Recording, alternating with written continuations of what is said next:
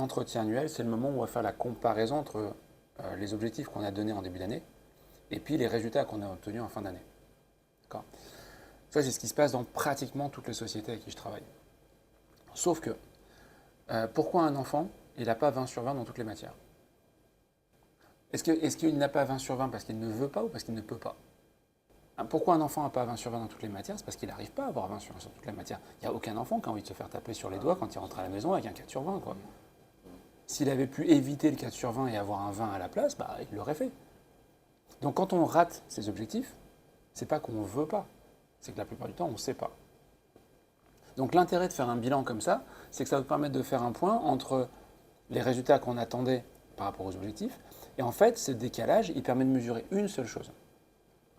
La différence entre la compétence que vous avez et la compétence qu'on attend de vous. D'accord? C'est déjà une chose différente. Je vais pas vous... Votre résultat m'intéresse peu. Quand ma fille revient avec un 4 sur 20, par chance elle ne me l'a pas fait cette année, mais quand elle revient avec une mauvaise note, je ne vais pas la sanctionner pour la mauvaise note, je vais me demander pourquoi elle a une mauvaise note, qu'est-ce qu'elle n'a pas compris dans la leçon, comment elle a appris cette leçon, pourquoi c'est pas rentré, qu'est-ce qu'elle a dérapé, est-ce que c'est un accident, ça peut arriver, ou est-ce que je suis en train de me rendre compte que ma fille elle apprend pas, qu'elle passe des heures dans sa chambre mais que ça sert à rien. Et c'est pas en hurlant dessus ça va changer quelque chose, c'est en changeant sa méthode de travail. Donc c'est en modifiant sa compétence. Et ça va être ça tout le sujet de l'entretien annuel en fait. Parce qu'à partir du moment où j'ai vu que quelqu'un n'avait pas la compétence pour faire le résultat que j'attends, ça ne sert à rien d'attendre ce résultat.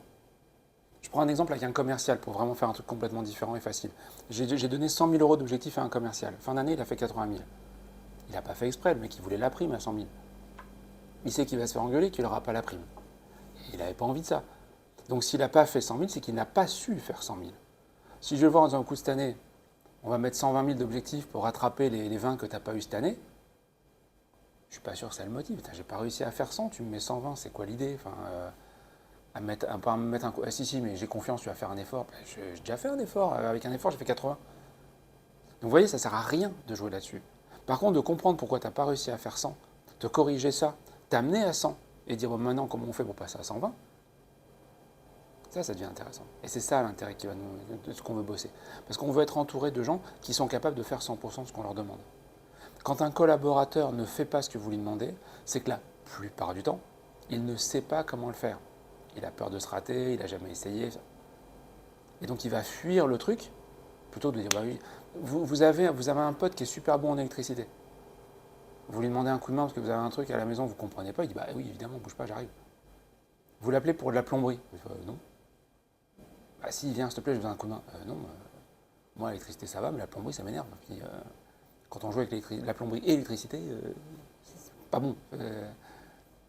C'est pas qu'il veut pas, c'est qu'il sait pas, donc c'est pas facile. Pour que les gens fassent ce qu'on attend d'eux, il faut que ça soit facile. Comment on rend les choses faciles? En augmentant la compétence des gens. Et donc de fait, notre préoccupation, ça ne va pas être combien en termes d'objectifs, mais notre préoccupation, c'est comment on amène la personne de la compétence qu'il a vers la compétence qu'on attend. Et de fait, les objectifs de l'entretien annuel ne sont pas des objectifs d'entreprise, de chiffres, ce sont des objectifs de développement personnel, basés sur les compétences. À partir du moment où j'ai amené la personne, j'ai perdu ma flèche, à partir du moment où j'ai amené la personne dans la compétence que j'attends, je peux espérer lui donner des objectifs.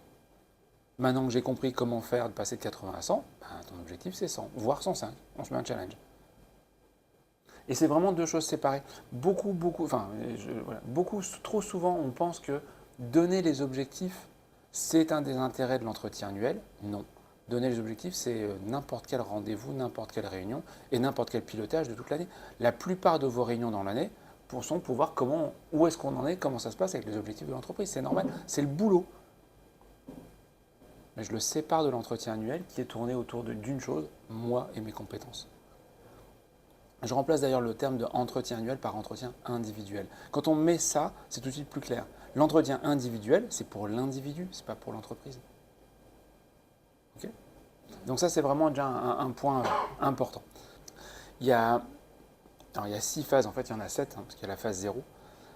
Il y a 7 phases pour que l'entretien se déroule bien. Les deux plus importantes, c'est la phase 0 et la phase 1 pour vous. Si vous faites bien la phase 0 et la phase 1, le reste, ça se déroule tout seul, du billard. C'est ce que je vais vous montrer. Donc vraiment, c'est important de bien préparer cette phase 0. La phase 0, Ben, c'est donc la phase de préparation. Ce que je vous invite à faire, premier temps, c'est rassembler différents documents, donc le support, le guide, la fiche de poste. Pourquoi la fiche de poste c'est important? C'est la règle du jeu. C'est comme si tu étais arbitre et puis que tu n'avais pas lu les règles avant, quoi. Donc, ça va être important pour deux choses. Ça va être important parce que ça va être le moment de voir, l'entretien, si ce que la personne fait par rapport à ce qu'on attend d'elle, il y a un décalage. Et ce décalage, il peut avoir deux raisons. Un, il est nécessaire. J'ai demandé à un gars d'arrêter de faire ça pour faire autre chose, parce que ça c'est plus urgent, c'est plus important. De fait, il ne fait plus sa fiche de poste. Ça veut dire qu'il faut faire évoluer la fiche de poste. Parce que ça, je t'ai entendu penser fort. Souvent, je vois des décalages, ce qui font qu'il n'y a plus aucun rapport entre la fiche de poste et puis le boulot lui-même. Et ce qui fait qu'un jour, quand tu es en conflit, quand tu dis au gars, hey, tu fais, il te dit, c'est pas sur la fiche de poste, t'as perdu. Donc on va profiter de ça pour dire, attends, ok, ça t'arrête, ça tu fais, ça on le met sur la fiche de poste parce que ça devient ton poste. Et c'est ce qui fait l'évolution des choses. Et puis tu as l'autre cas, qui est, il y a un décalage. En fait, mec, tu vas arrêter de faire ce que tu fais, tu vas faire ce qu'on te demande. Hein. Et il y a vraiment les deux. Donc on doit faire évoluer. Et plus l'écart est petit, plus c'est facile de ramener la personne sur la fiche. Quand tu as trop d'écart, le mec il va dire, ouais, en fait, tu utilises la fiche quand ça t'arrange et puis tu m'utilises moi quand ça t'arrange pas. Enfin, ça va être très compliqué d'être crédible, quoi. Donc ça, c'est le premier travail de préparation pour vous. C'est déjà, de par votre expérience, en regardant la fiche de poste, de dire, est-ce qu'il y a un décalage ou pas, pour s'attendre aux discussions qu'il va y avoir sur le sujet. Donc je fais un petit dossier, entre guillemets, où j'ai la fiche vierge, j'ai le guide d'accompagnement qu'on verra après, on verra les documents à la fin. La fiche de poste, éventuellement même une copie de son contrat. Hein. Si vous l'avez, vous pouvez lui donner, parce que je ne suis pas sûr que lui il l'ait ou qu'il l'ait gardé, et ça peut être un bon rappel. Et une fois qu'il a tout ça, ben, vous allez pouvoir lui donner l'ensemble pour qu'il prépare l'entretien.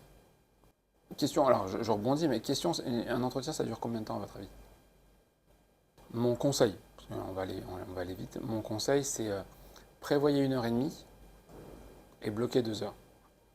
Pourquoi? Parce que premier entretien, il y a de grandes chances qu'il se fasse l'heure et demie. Un entretien normal, quand on commence un peu à avoir les réflexes d'habitude, c'est 1 heure. 1 heure, 1 heure et quart, c'est fait. Bien fait.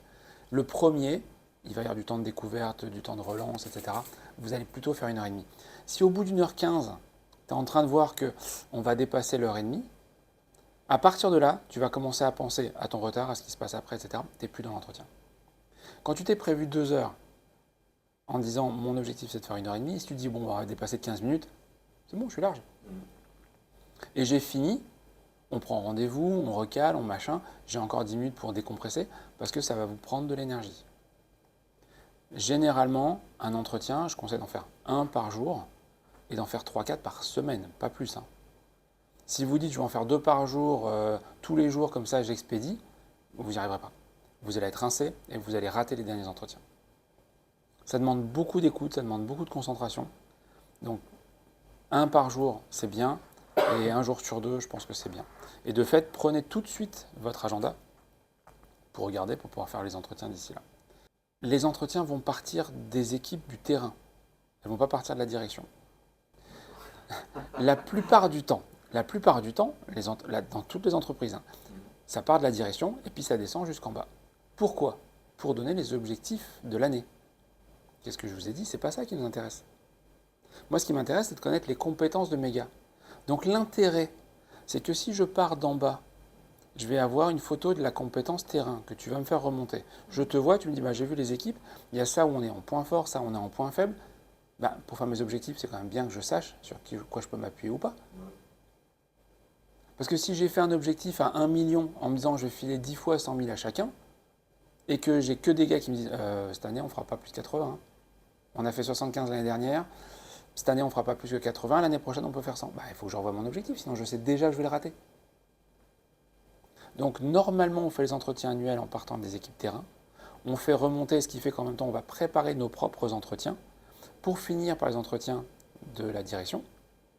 À ce moment la direction fait la photo et définit les objectifs qu'elle pourra donner dans 1 mois, 2 mois, 3 mois, en disant bon, ok, maintenant on a bien une vision globale de qui on a. Une année où tu as 5 anciens qui partent et tu as 10 nouveaux qui arrivent.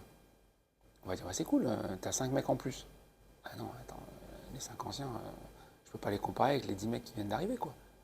Ah si, c'est bon. Bah non. Donc, tu vois, c'est important de savoir ça. Donc, on part d'en bas. Donc, c'est pas quand est-ce que. C'est pour ça que je réagis sur quand est-ce qu'on va avoir nos entretiens. Vous pouvez démarrer quand vous voulez, hein.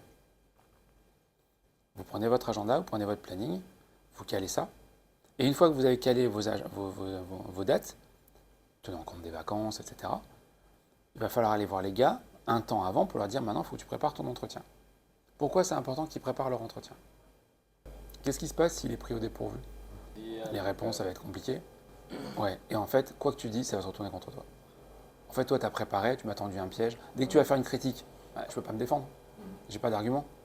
Donc, et des trucs comme ça, je prenais l'exemple là pour faire rire, hein. J'ai 5 minutes, qui veut faire un entretien? C'est des trucs que j'ai vus, hein. Des gars qui viennent et qui disent écoute, là, t'es dispo? Ouais, pourquoi? Bah viens, on fait ton entretien. Comme ça, ce sera fait, on est tranquille. C'est pas ça du tout. C'est le moment le plus important de l'année. On va se prendre 2 heures, on se pose, on se cale, ça se prépare. Et pourquoi c'est très important que le collaborateur le prépare? Parce que sa perception de l'année est beaucoup plus fine, précise que votre perception de son année. Est-ce que vous êtes capable de vous rappeler avec précision d'un truc qui est arrivé à l'un ou l'autre de vos collègues il y a plus de 3 mois? En fait, on va être teinté de notre ressenti actuel. Les 3 derniers mois, ça se passe super bien. Ben, l'entretien, je lui dis, ouais, ça va être cool. On a parlé de l'entretien annuel, hein, il y a 9 mois autre. Est-ce que tu as des arguments, des chiffres, des éléments? Non, j'en ai pas. Voilà. Et le risque, c'est que tu as 9 mois qui se sont mal passés. On s'est bien accroché, bien pris la tête. Mais là, ça fait 3 mois, ça va beaucoup mieux. C'est un vrai plaisir, ils bossent bien et tout. L'entretien va être très positif. C'est pas un reflet de la réalité. Tu vas faire un entretien sur les 3 derniers mois, en fait. Il est important de revenir sur ce qui s'est passé, y compris la remontada, qu'est-ce qui s'est passé en termes d'attitude, qu'est-ce qui a déclenché, c'est très bien. Mais la réalité, c'est qu'il y a eu quand même une période compliquée, il faut qu'on en reparle. C'est plus dangereux dans l'autre sens. J'ai eu 9 mois où ça s'est bien passé. Et là, depuis 3 mois, c'est l'enfer. Pour X raisons, hein. Il a un problème avec sa nana, il a un gamin qui est à l'hôpital, il se pose des questions sur... Il s'est pris la tête avec un collègue, il est en train de se demander s'il va rester à l'entreprise avec nous. Mais bref, moi, ça fait 3 mois que c'est l'enfer, quoi. Si j'ai pas préparé l'entretien et que je ne suis pas capable de me rappeler des chiffres du reste de l'année, je risque de dire on va régler nos comptes pendant l'entretien. C'est pas ça. Je vais être influencé par mon état actuel. Donc il est important autant que possible d'aller creuser dans les emails, dans les échanges, dans les cahiers, pour retrouver des choses factuelles. Parce que l'autre va revenir en disant bah, moi je pense que sur ce point-là ou ce point-là, je suis bon. Si toi tu lui dis ouais, mais moi je pense pas. Pourquoi tu ne le penses pas? Parce que je pense pas. Si tu n'as pas d'argument l'un contre l'autre, et que tu finis par dire de toute façon c'est moi le chef, donc c'est moi qui décide, bah, arrête l'entretien, c'est fini, c'est terminé, l'autre il ne va plus parler. Si par contre tu dis, ben, rappelle-toi, à telle date, il s'est passé ça, tu t'es accroché avec tel moment, avec tel chauffeur qui était venu, ah ouais c'est vrai, j'avais oublié. Donc pour moi, tu vois, en termes de communication, oui, mais c'est un exemple, hop, on a un sujet dont on peut parler. C'est pas juste mon a priori. Et je vais lui demander la même chose, je vais lui demander de préparer des faits. Il y a une question sur laquelle on va revenir beaucoup qui est qu'est-ce que tu t'es mis en évaluation et pourquoi? Ce pourquoi il doit être factuel. Donc, si tu veux te mettre une bonne évaluation ou si tu veux mettre une mauvaise évaluation pour pouvoir avoir un accompagnement ou autre, sur quoi tu te bases? Quel est l'argument? Et donc ça, il faut que l'autre, il le prépare. Parce que lui, il a plus de chances de penser à des détails, des points que vous n'avez pas en tête. Pour cette année, c'est un peu tard, mais ça veut dire que vous avez tout intérêt à avoir un cahier de suivi. Hein. Alors, cahier de suivi, ça peut être un fichier informatique, ça peut être un classeur, c'est n'importe. Mais il faut que vous puissiez toute l'année noter. Je suis descendu, je suis allé voir tel gars, je lui ai remis les pendules à l'heure parce que cette semaine, il est arrivé 3 fois en retard. C'est la première fois que ça arrive. Hein. Puis d'ailleurs, une fois que je l'ai repris, c'est plus arrivé. Mais si c'est noté quelque part, quand je prépare mon entretien et que je retombe sur ça d'il y a 8 mois, je l'ai sous la main, je le remets dans la discussion, c'est revenu en tête. Je peux en faire quelque chose de positif en disant, bah, il y a eu un petit début de dérive, on en a parlé, c'est tout de suite repris. C'est positif. Et puis d'ailleurs, on n'est pas revenu dessus. Ou ça peut être pas le cas, et puis quand le gars va dire ouais c'est bon, je suis arrivé 1 ou 2 fois en retard là ce dernier mois, toi tu avais oublié qu'il était déjà en retard le coup d'avant. Par contre, quand tu peux te rappeler, oui mais regarde, telle semaine, il s'était passé ça et ça, ton impact il est totalement différent. Alors il n'y a pas 36 000 trucs, hein. Quand on fait des dossiers, généralement tu as 3 feuilles dedans. Hein. Quand je préparais les entretiens de mes collaborateurs, dès que j'avais un email d'un client qui était très content ou mécontent, je faisais une copie, je la mettais dans le dossier. De mon expérience, j'avais des classeurs dans mon bureau, parce qu'à l'époque, on n'avait pas tous l'informatique. Pourquoi tu rigoles, toi? Je vois pas ce que tu veux dire. Donc on avait des classeurs au tout début. J'ai connu cette époque aussi, je sais pas si T'as quel âge? 41. Ah ouais, tu fais plus jeune. Je sais pas. Ouais, c'est clair, je te donnais beaucoup moins. Donc j'avais des classeurs avec les noms des gens. Et d'ailleurs, les gens, je leur disais, vous pouvez aller au classeur. Hein. Celui qui a votre nom, je demandais à ne pas aller voir celui des autres, ça ne les concernait pas. Mais c'était accessible. Parce que si on cache les infos, le petit carnet noir que tu as sur toi, qu'est-ce que tu as noté? Rien. Non, au contraire, moi, c'était accessible. Comme ça, les gens, ils voyaient si j'avais oublié des choses, si vous voulez rajouter, vous pouvez même l'utiliser pour préparer l'entretien, pas de souci. Et j'ai une fois un gars qui vient et qui me dit, ouais, je suis allé voir mon classeur, il n'y a que des trucs à charge contre moi, tu veux me défoncer pendant l'entretien. Je dis, écoute, l'entretien est dans 15 jours, amène-moi des choses, hein, rajoute. Peut-être que je suis passé à côté de quelque chose, vas-y. Et quand il est venu à l'entretien, il n'avait rien de plus. Je dis, bon, on a un problème en fait. Mais il s'en était même pas rendu compte. Donc c'est important, et c'est important d'expliquer que vous allez... c'est important d'expliquer que vous allez suivre, que vous allez accompagner, que vous allez piloter la personne, qu'il ne soit pas pris de court.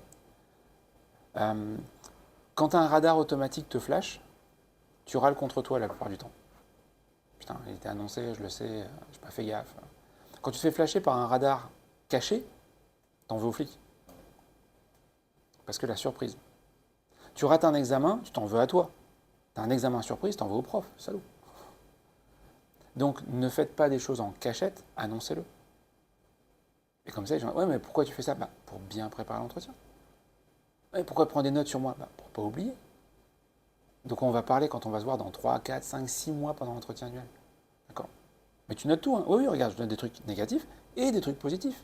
En fait, on a un problème avec le contrôle. C'est une des phrases les plus importantes pour moi en management. Le contrôle n'exclut pas la confiance. Vous l'avez certainement déjà entendu, hein, on la trouve un peu partout. Très peu de gens la comprennent vraiment, cette phrase. Il y a beaucoup de gens. Si tu regardes mon compte TikTok, celui où j'ai fait le plus de vues, 300 000 vues. Quand tu as l'habitude de faire 300 vues, tu ne sais pas ce qui se passe. Hein, wow. C'est là-dessus. La confiance n'exclut pas le contrôle. Mais non, si tu fais confiance, tu ne fais pas de contrôle. Si tu contrôles, c'est qu'en fait, tu ne fais pas confiance.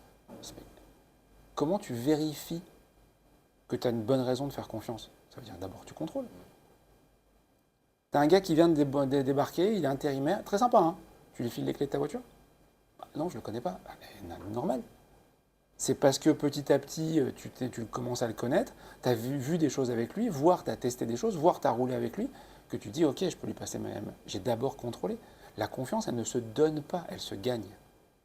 Et une fois qu'elle est gagnée, bah, on continue à la contrôler, parce que l'erreur est humaine. Si je ne contrôle pas mon collaborateur, je suis désolé, j'ai oublié de faire ça. Et c'est sincère, il a vraiment oublié. Si je n'ai pas contrôlé, on verra que les conséquences. Et si on le voit sur les conséquences, je vais lui en vouloir. Autant vérifier avant. Et troisième point, le plus important, quand on contrôle quelqu'un, on porte de l'attention, de l'intérêt à son travail. Et ça, on l'oublie trop souvent. Non, c'est bon, je te fais confiance. Ouais, en fait, tu t'en fous, quoi. Parce que sur les trucs importants, tu viens contrôler. Donc, le contrôle n'exclut pas la confiance. La confiance n'exclut pas le contrôle, pardon. La confiance n'exclut pas le contrôle. Et avoir un contrôle systématique, régulier, c'est un bon moyen de développer la confiance. Et de fait, ça va alimenter ton suivi pour après. Donc on va aller présenter tout ça au collaborateur pour qu'il prépare son entretien. Combien de temps à l'avance on lui donne les supports? Moi je vous conseille de faire entre 10 jours et 2 semaines. Pas moins de 10 jours pour laisser au moins un week-end au milieu. Parce que pour certains, ils vont le faire le soir quand les gars sont couchés, puis il y en a d'autres, ils veulent se poser, faire ça bien pendant le week-end. On ne sait pas, donc au moins un week-end. Et pas plus de 15 jours, parce que quand tu as 15 jours, 3 semaines, tu le mets de côté en disant j'ai le temps. Et tu te retrouves la veille au soir et oh putain. Voilà. Donc gardez un délai court. 10 jours, 15 jours, c'est bien. Un truc que je vous conseillerais, un vrai conseil, quand on va voir tout à l'heure les différents supports, il y a un guide du manager pour l'aider à préparer son entretien.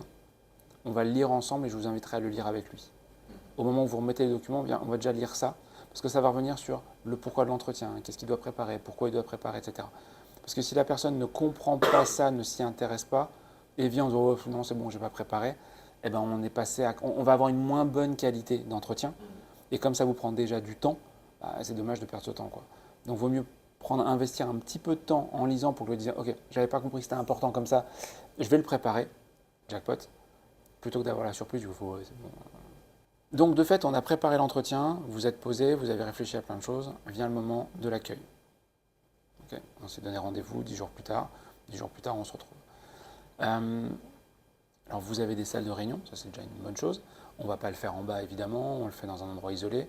Où est-ce que tu avais fait l'entretien, toi? Ouais, dans une salle ici. Dans une des salles? Pareil, hein, ça. Ici, c'est très bien, vous avez ce qu'il faut. Il y a d'autres entreprises où ce n'est pas toujours le cas. Mais j'aime bien parler de ces 4 exemples. Ces 4 mauvais exemples qu'il ne faut pas suivre. Alors pourquoi celui en haut à gauche, c'est un mauvais exemple? Ouais, intime, c'est le bon terme. Ça sort du contexte professionnel. Il ne faut pas que ça soit trop. C'est des choses que j'ai, parce que parfois, je vais revenir sur les commerciaux que j'ai en bas là. Quand j'ai des gens qui sont en déplacement et autres, ils n'ont pas toujours des bureaux, donc ils vont se retrouver dans des hôtels. Tu vas au bar du Novotel, c'est un peu carré, ça va, c'est un peu, je ne vais pas dire froid, mais ça passe. Tu vas au bar de l'hôtel Les 5 Pleureuses de je ne sais pas quel bled. Parfois, c'est pas le cadre qu'il faut. Donc, il faut bien choisir ce côté pour garder un côté un peu professionnel. Pourquoi celui en bas à gauche, je l'ai choisi? Alors, c'est un peu le bazar. Ouais, c'est ça. Donc, il faut en effet qu'on ait un cadre qui soit pas trop intime, mais quand même un minimum chaleureux. Ça coûte pas grand-chose de faire un détour par la machine à café, d'avoir une bouteille et puis 2 verres où chacun sa gourde. On va passer 1h30. 1h30, c'est relativement long, quoi.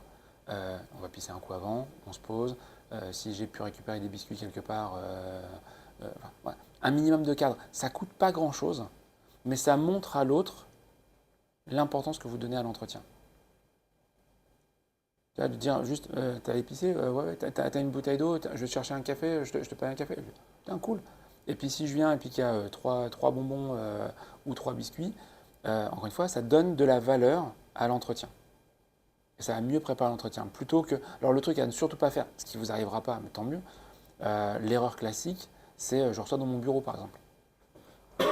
J'ai mon bureau, je donne rendez-vous au collaborateur, moi je suis assis à mon bureau avec toutes mes installations, puis tu as l'autre qui est assis en face, son ordinateur sur les genoux. C'est pas du tout les bonnes conditions. Je suis sur ton terrain, je ne suis pas chez moi. Enfin, ça ne crée pas cette relation. On ne donne pas l'impression de donner de l'importance à l'autre, ce qui va être le cas. Pourquoi j'ai pris l'exemple des 2 dans la voiture? Exactement. Je prends cet exemple, encore une fois, parce que parfois j'ai des commerciaux et que, comme les commerciaux ils sont chez le client, le directeur commercial, parfois il vient dans la région, ils vont visiter 3 clients ensemble et il dit on fera l'entretien pendant les 30-40 minutes de route entre les deux. On a 3 fois 40 minutes de route, on a largement le temps. T'en as un qui conduit. Celui qui fait passer l'entretien est en train de conduire, c'est-à-dire que celui qui fait l'entretien prend les notes de son propre entretien. Et s'il est en train de conduire, tu n'es pas pleinement disponible pour répondre aux questions. Enfin, encore une fois, c'est manquer de respect par rapport au temps qu'on doit donner. C'est juste pour illustrer ça que je garde l'exemple. Et mon préféré, pourquoi celui en haut à droite, je l'ai gardé? Non, je pense que c'est un salon, je pense que c'est son salon. C'est un auteur américain en fait. C'est un auteur américain. Alors c'est marrant, vous n'avez pas du tout tiqué sur le mec. Moi, c'est le mec qui me fait peur, quoi. Le gars qui t'accueille comme ça. Le gars qui t'accueille comme ça, tu dis. Voilà. L'entretien annuel, tu vas en avoir combien à passer? 4-5? Ouais, 4-5.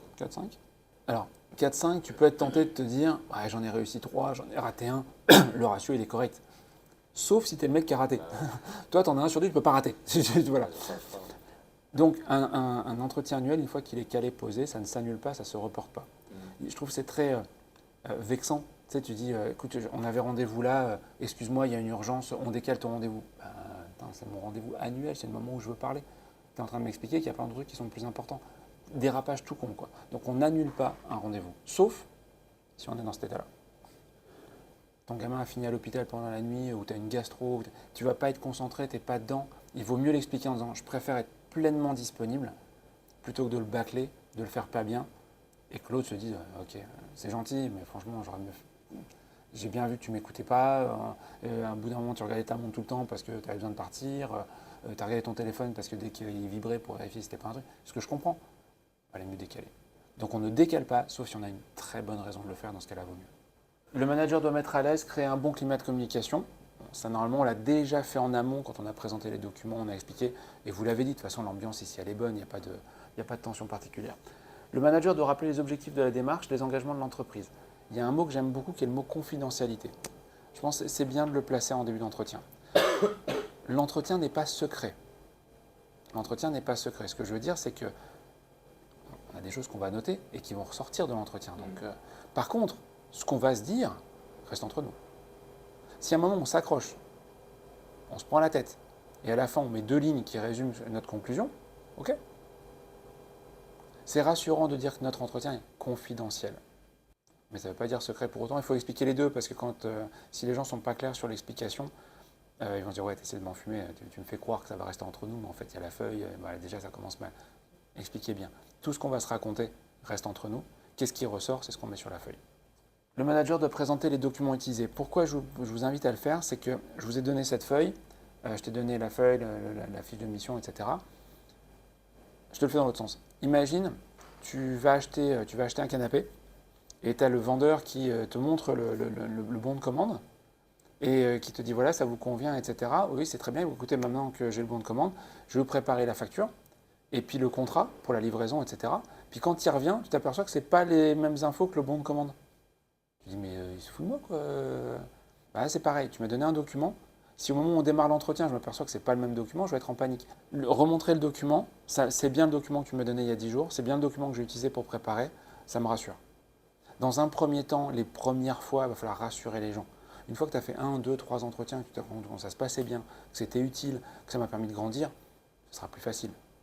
Mais je suis très prudent sur les premières fois.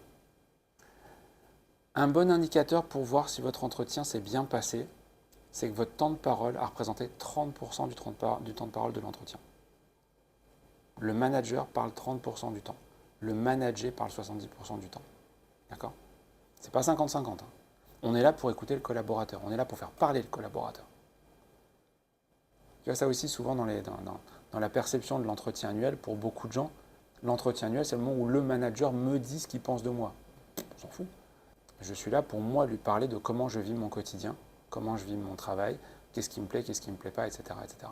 Ça ne l'empêchera pas de donner son avis, mais ce n'est pas l'objectif premier de l'entretien. Et pour ça, je cite Platon, qui disait « Si l'homme a 2 oreilles et une bouche, c'est pour écouter 2 fois plus qu'il ne parle. » Quand tu le dis avec Platon, ça claque. Quand même. Ouais. Pour ça, il y a un truc à travailler, c'est la question. Qu'est-ce qui fait souvent ? Souvent, j'ai des gens qui me disent bah, tu verras, tu vas galérer pendant l'entretien parce que machin, il ne parle pas beaucoup. Moi, je fais des audits. Je rencontre souvent les gens pour discuter avec eux. Et on me dit bah, tu verras, Marcel, il ne parle pas beaucoup. Bah, quand tu dis à Marcel, Marcel, ça va bien ? Ouais. Mais ça va bien, bien ? Ouais. Putain, tu vois, Marcel, il ne parle pas. Si tu dis à Marcel, comment s'est passée cette dernière semaine pour vous ? Il ne peut pas dire ouais. Il est obligé de développer. Ça va ? Ça va comment ? Ça va plutôt bien. Ok, pourquoi vous dites plutôt ? Et là, c'est parti. On m'aurait dit ça va bien. J'entends, vous me dites plutôt bien. C'est pas que c'est bien. Ouais, c'est parce qu'il y a 2-3 trucs. Ah, intéressant. Et en fait, c'est ça l'intérêt. Donc, les questions, il y a différents types de questions. Celles qui vont le plus nous intéresser, c'est les questions ouvertes. Alors, je vous donne un truc très simple. Hein. Les questions ouvertes, elles commencent par qui, quoi, quand, comment, où, pourquoi. Voilà. Tu commences avec ça. Les 2 plus simples, c'est comment et pourquoi. Je vous invite à préparer des questions ouvertes, parce que vous n'avez pas l'habitude. Et si vous ne préparez pas des questions ouvertes, vous allez probablement poser des questions fermées. Est-ce que tu es d'accord pour dire que cette année, c'était compliqué ? Oui, bim, question fermée, puis tu dis, bah, tu vois, il ne parle pas. Comment tu as trouvé cette année ? Alors, je vais revenir en arrière, donc c'est important de les préparer. Je vous invite à les préparer et je vous invite à ne pas les avoir avec vous pendant l'entretien. Parce que vous allez vous faire une liste de 10 questions ouvertes. Et qu'est-ce qui va se passer si vous avez la liste avec vous ? Très bien, encore une fois, vous avez préparé. Tu vas poser la première question et pendant que l'autre le répond, tu vas faire quoi ? Et à la prochaine. Tu vas réfléchir à quelle autre je vais poser après. Et de fait, tu ne l'écoutes pas en fait. Donc il faut s'entraîner en préparant les questions. S'il y a un truc, c'est d'avoir marqué comment et pourquoi en haut de votre feuille en haut à droite. Parce que vous savez que si vous commencez par comment et pourquoi votre question, ça sera une question ouverte. D'accord ? Le risque plus important, c'est la question alternative. Je me suis bien entraîné, j'ai bien préparé, et je dis comment s'est passée ton année? Et l'autre, grand silence. Grand silence quand on est seul, face à face, dans une salle de réunion, 3 secondes, ça paraît super long. Et comme on veut lui filer un coup de main parce qu'il y a un malaise, eh ben on lui propose des réponses. Comment s'est passée l'année? Bah, c'était plutôt bien, compliqué, tu as trouvé que c'était facile. Hop. Et je ne suis plus en train d'attendre sa réponse, je suis en train de lui faire choisir dans mes réponses. Et comme l'autre, par réflexe, et ça c'est très humain, va chercher à me faire plaisir, parce qu'en prenant une de mes réponses, bah, ce n'est pas la réponse qu'il voulait donner, qui risquait de fâcher. Mais de fait, tu n'as pas la vraie réponse. Donc, ça c'est un truc à garder, c'est le premier qui parle qui a perdu. Je pose une question et j'attends. Et 5 à 6 secondes, ça peut faire super long. Hein. Le meilleur moyen par rapport à ça, c'est d'écrire. Je pose ma question, et une fois que j'ai posé la question, je vais écrire ma question mot à mot.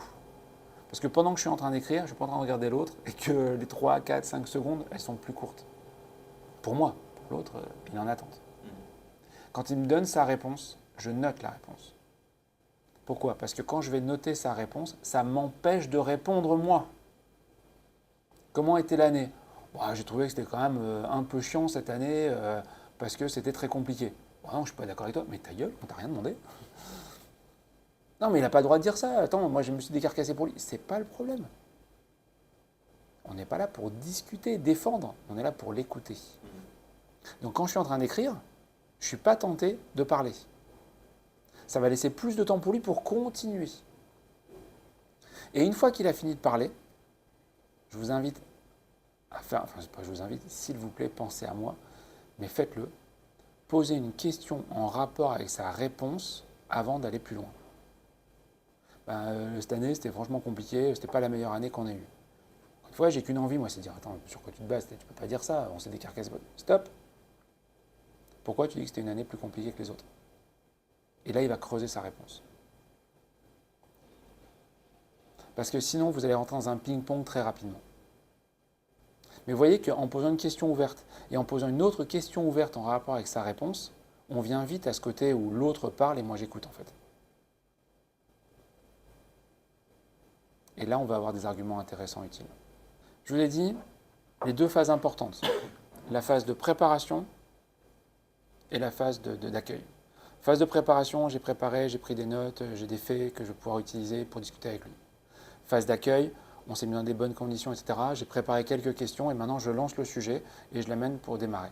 Eh bien, vous avez fait le plus difficile. Le reste, c'est lui qui le fait. Donc, on prend, ça c'est le support donc, que vous allez devoir avoir, la nouvelle version mise à jour, vous demandez à Dorothée, celle qui a travaillé dessus. Donc, nom, prénom, date d'entrée en entreprise, ça je pense que vous allez vous en sortir. Ça devrait aller.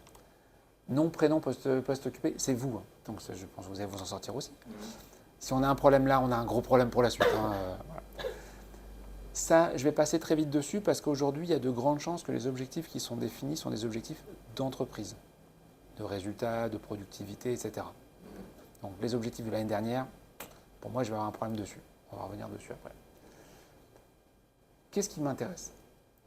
Le plus intéressant et le plus important, c'est ça. Vous allez avoir la fiche de poste. Je vous invite à préparer la fiche avec la fiche de poste. Ça veut dire quoi? Ça veut dire que vous allez prendre la fiche de poste. Dans la fiche de poste, il y a des responsabilités, il y a des compétences. Et je vous invite à les mettre là. S'il vous plaît, préparez-le. Parce que si le collaborateur doit le faire, je ne suis pas sûr qu'il va le faire aussi bien.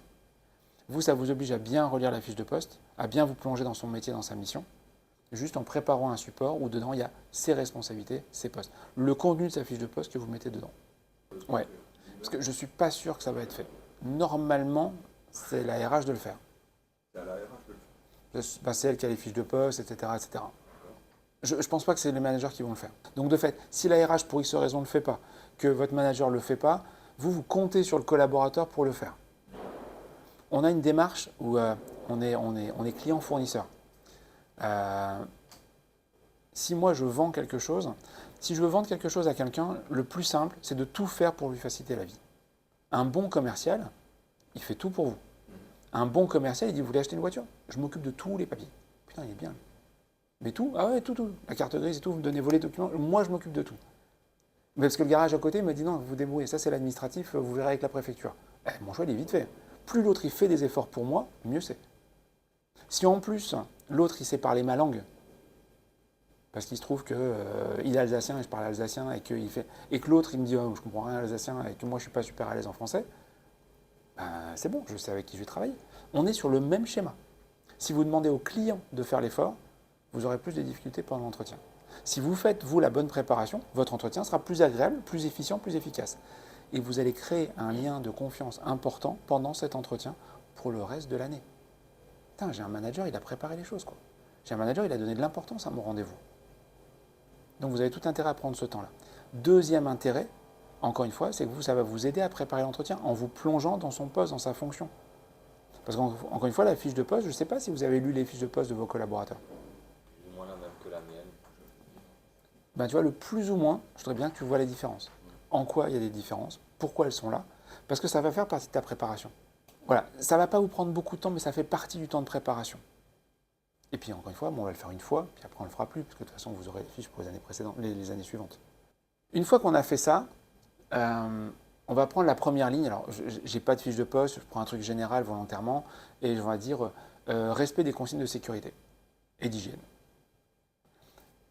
Il y a une seule question que vous allez poser ligne par ligne. Tu as mis quoi et pourquoi? Première ligne, consignes de sécurité, respect des consignes de sécurité. Tu as mis quoi? A, B, C ou D et pourquoi? A, B, C ou D, ça correspond à ça. A, c'est au-delà des attentes. B, c'est au niveau attendu. C, partiellement maîtrisé. Et D, c'est insuffisant. Tu as mis quoi et pourquoi? Mon objectif, c'est d'avoir des B partout. B, c'est la bonne personne à la bonne place. Il me dit, moi je pense que je le fais bien parce que tu m'as déjà vu, je porte toujours la Charlotte, je pense à enlever mes bagues et tout. On est d'accord, point suivant. Pas la peine de rester dessus. À l'inverse, moi j'ai mis au niveau attendu parce que généralement je fais attention. Oui, mais regarde, telle date, régulièrement, je t'ai dit de penser à enlever ton alliance. Ah ouais, mais l'alliance, souvent j'oublie. On va pouvoir rediscuter de ça. En fait, ça va être un bon moment pour réaligner ce que moi j'attends et ce que l'autre pense que j'attends. Parce que ce n'est pas toujours évident. Il y a un truc qui s'appelle le biais de proximité. Les biais, c'est les défauts de fonctionnement du cerveau qu'on connaît. Le biais de proximité, il dit plus tu es proche de quelqu'un, moins tu communiques bien avec. Parce que tu penses que tu sais ce qu'il pense et que tu penses qu'il sait ce que tu penses. Et donc tu fais des raccourcis. Je vous renvoie à vos couples respectifs. C'est souvent ce qui explique que tu ne m'as pas demandé, je pensais que tu le savais, et bim, c'est parti. Okay. Donc, même chose. Mais je pensais que tu savais. C'est le moment de se rendre compte qu'on avait un décalage et de réaligner. L'objectif de l'entretien, c'est de finir l'entretien en étant aligné sur tout. Et c'est vachement plus simple. Petit point particulier. Alors, ce n'est pas ABCD, c'est 1, 2, 3, 4, c'est un autre modèle, c'est un autre exemple, mais c'est le même principe. 1, suffisant, 2, partiellement acquis, 3, niveau attendu, et 4, au-delà des attentes. J'ai un nouveau collaborateur, soit parce qu'il vient d'arriver dans l'entreprise, soit parce qu'il vient de prendre le poste. Voilà la compétence que j'attends de sa part, à terme. On est d'accord que quand il démarre, il y a peu de chances qu'il soit au niveau attendu tout de suite. Il faut le temps qu'il prenne ses marques.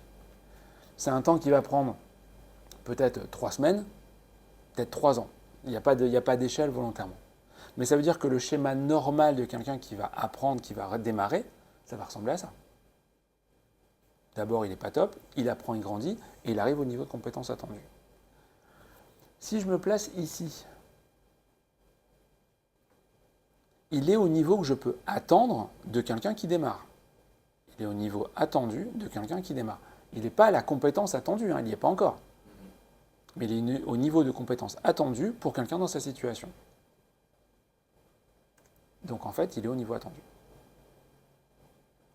J'aime bien le préciser ça. Parce que souvent, trop souvent, je vois des gens qui disent « non, mais les compétences attendues, elle est là, donc toi, je te mets 1 ou 2. » C'est normal, en même temps, tu viens de démarrer. Et le gars le comprend. Mais je viens de lui dire « c'est un vrai plaisir de bosser avec toi, t'apprends vite, t'apprends bien, tu fais des efforts, tu fais ce qu'il faut, par contre, je te mets 2. Pourquoi? Parce que t'es nul, quoi. Tu viens de me dire le contraire. C'est pas motivant du tout. C'est comme si avec un gamin, tu lui disais, écoute mon gars, t'es en CP, donc en maths, je te mets 2. Pourquoi 2? J'ai répondu à tout. Oui, mais regarde, par rapport au bac, t'es loin. Mais t'inquiète, encore 6-7 ans et t'auras la moyenne. j'arrête.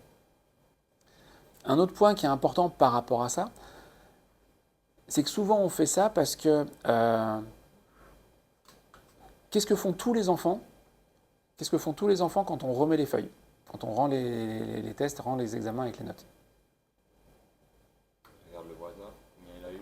Et voilà. On compare avec l'autre. Et donc, qu'est-ce qui passe à la fin d'un entretien? Tu sors du bureau, tu croises un collègue, il fait quoi? Alors, qu'est-ce qu'il t'a dit Ah ben moi, j'ai eu B sur ça. Putain. Il t'a mis acquis, et moi, il m'a mis pas acquis. Toi, tu es là depuis 1 mois et demi, moi, je suis là depuis 3 ans. Ah, il se fout de moi, quoi. Mais parce que c'est pas un truc pour comparer les gens. Ça n'a rien à voir. Celui à qui j'ai mis une bonne note parce qu'il est là depuis 3 mois, c'est parce que depuis 3 mois, il fait des trucs bien. Ouais, mais il fait pas ce que je fais moi. Ouais, oui, mais je dis, je ne compare pas. Toi, c'est top, mais tu es tellement top que j'attends autre chose de toi. J'ai un chef cuistot qui me sort une assiette correcte. Je vais lui mettre une moins bonne note que le commis qui a fait des efforts, qui m'a rendu l'assiette nickel, propre. Mais évidemment qu'elle est moins belle que celle du chef. Mais je ne compare pas l'assiette du chef et l'assiette du commis. Ça, c'est important parce que vous avez des gars qui vont venir en me disant mais pourquoi tu l'as bien noté, pourquoi moi pas? Parce que je ne vous compare pas entre vous, je te compare avec toi par rapport à ce que j'attends de toi. Toi, tu es là depuis 5 ans, évidemment que j'ai une exigence avec toi vachement plus élevée. Et tu n'es pas au niveau de l'attente. J'insiste beaucoup là-dessus, hein, parce que je vois tellement de gens qui disent bah non, je laisse une marge de progression, machin. Non, on fait une photo à l'instant donné. Si on a du 1 et du 2, c'est-à-dire qu'on est en dessous du niveau attendu, il faut prévoir une formation. Ce qu'on disait au début, puisque j'étais en dessous du niveau attendu, si je ne te forme pas, il n'y a aucune chance que tu rattrapes le niveau attendu. A l'inverse, si on a quelqu'un qui est au-dessus du niveau attendu, il va falloir anticiper une évolution. Dans la fonction, alors tout le monde ne peut pas devenir directeur de Beli, hein, donc tu ne vas pas me faire monter tout le monde. Mais dans la fonction, dans la prise de responsabilité, dans l'encadrement, mais il y a un truc qu'il va falloir faire, parce que l'autre sinon il va s'ennuyer. C'est ce que j'ai avec un gars, là, j'ai l'impression. C'est possible. Hein. Donc ça, il faut l'anticiper. Il se détache de sa fonction principale pour faire d'autres choses qui l'intéressent plus. Ouais. Et du coup, je l'ai déjà pris à part pour lui dire ce qu'il avait vraiment à faire, mais ce qui délaisse un peu son travail pour faire d'autres choses. Ouais. Alors très bien parce que tu l'as vu. Mais, conseil très... Je pense aussi qu'il s'ennuie assez vite. Ouais, conseil très précis par rapport à ça. Il n'y a qu'au poker qu'on paye pour voir. Il n'y a qu'au poker qu'on paye pour voir. Dans la vraie vie, tu ne payes pas d'abord pour voir après. Tu me fais tes preuves et je te paye. D'ailleurs, mon plombier, mon mécanicien, d'abord il me montre ce qu'il a fait et ensuite je paye la facture. Pas l'inverse. Pourquoi je dis ça? Parce que ça veut dire que quelqu'un qui a une envie de grandir, je vais aller le voir, je vais dire, tu veux faire quoi plus tard? Écoute, j'aimerais bien telle fonction, tel poste, tel machin. Ok, on vient de faire ta fiche de poste, on a vu ce que tu faisais bien dans ta fiche de poste. Nickel, ça c'est top, c'est fait. Tu es la bonne personne, tu fais bien le boulot, on est content. Tu es la bonne personne à la bonne place, on te paye pour faire ce boulot-là. Je vais revenir sur le salaire après. Maintenant, tu me dis le poste que tu voudrais. Viens, on va regarder la fiche de poste et on va regarder ce qui te manque encore. Il y a peut-être des choses que tu fais déjà bien, et on est d'accord, mais pour avoir le poste, il faudrait d'abord que tu progresses sur tout le reste. C'est important parce que la personne était en train de te dire « ça, j'aime bien le faire, donc je voudrais bien le poste ». Attends, le poste, c'est pas que ça. Il y a d'autres trucs. Ah, ça, j'ai pas envie de le faire, ça, je sais pas le faire. Ben donc, t'es pas prêt. Ça t'intéresse, je t'accompagne, je te fais grandir, et le jour où tu es prêt, je serai le premier à aller voir la direction pour dire là, il faut qu'on fasse évoluer, on a quelqu'un qui est prêt.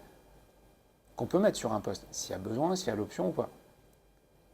Mais trop souvent, j'entends des gens qui disent j'aimerais bien ce poste, ben écoute, on te le donne.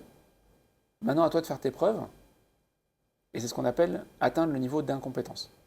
C'est-à-dire que la personne arrive, et on tend tous vers son niveau d'incompétence. C'est les principes de Peter. Les principes de Peter, les travaux de Peter et de son équipe, ils sont partis de 2 postulats. Si tu es bon dans ton domaine, tôt ou tard, on te propose une évolution. Si tu n'es pas bon dans ton domaine, on ne te propose pas d'évolution, mais on ne te propose pas non plus de revenir en arrière. Ça veut dire quoi? Ça veut dire que tant que tu es bon, tu montes, jusqu'au jour où tu n'es plus assez bon pour monter, tu as dépassé le truc où tu étais bon, parce que maintenant tu deviens mauvais, et donc tu es bloqué mauvais à un endroit qui ne te convient pas. Tout le monde a perdu. Toi, tu es malheureux, et ton job, c'est l'enfer. Tu as atteint ton niveau d'incompétence. Comment on repousse le niveau d'incompétence? En faisant de la formation avant de te faire passer. Et en gros, c'est ce que je constate très souvent avec les managers. C'est souvent l'inverse. Ouais. La formation vient après. Ouais. Et on se rend compte parfois, pendant la formation, qu'il n'est pas capable ou qu'il n'a pas envie. Trop tard.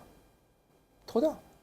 Et faire revenir quelqu'un en arrière, même s'il se rend compte que c'est pas bon, compliqué. En termes d'image, en termes de salaire, en termes de plein de choses. C'est comme si tu disais à quelqu'un, écoute, t'as 20 ans, je te fais confiance, je te donne ton bac, mais tu me promets que tu bosses après. Hein. T'as souri. C'est débile. Tu sais très bien que ça va pas marcher. Bah non, bosse et puis t'auras le boulot après, quoi.